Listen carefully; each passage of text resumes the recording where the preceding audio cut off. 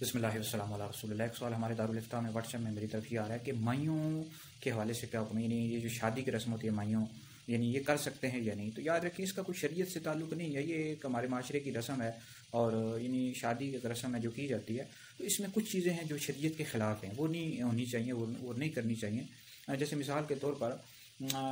دولہا کو بھی مہندی لگائی جاتی ہے ہاتھوں پر، تو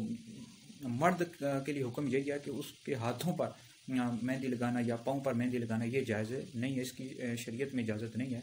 تو اور بعض اوقات یہ بھی دیکھا گیا ہے کہ وہ نوٹ رکھتے ہیں، اس پر مہندی لگاتے ہیں، دولہا کے ہاتھ پر نوٹ رکھتے ہیں، اس پر مہندی رکھتے ہیں، مہندی لگاتے ہیں، یہ بھی جائز نہیں ہے، ٹھیک ہے، کیونکہ صورت میں نوٹ ضائع ہو جاتا ہے، یہ بھی جائز نہیں ہے۔ ہاں البتہ یہ ہے کہ دولہا کے ہاتھ پر ایک پتا رکھا جائے درخت کا اور اس پر مہندی لگائی جائے تو یہ درست ہے، تو اس صورت میں اس کے ہاتھوں پر یعنی اس کے ہاتھ پر مہندی نہیں لگے گی، وہ پتے پر مہندی لگے گی، ٹھیک ہے۔ تو باقی دلہن کو مہندی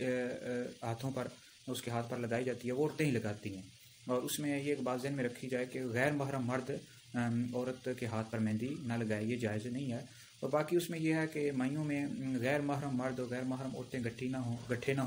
بلکہ علیحدہ علیحدہ ہونے چاہیے۔ تو باقی یہ مائیوں کی رسم کر سکتے ہیں، اس میں تو کوئی ایسی بات نہیں ہے، جبکہ یہ جو شریعت کے خلاف کام ہیں جو بتائے گئے ہیں ان کا خاص طور پر خیال رکھا جائے۔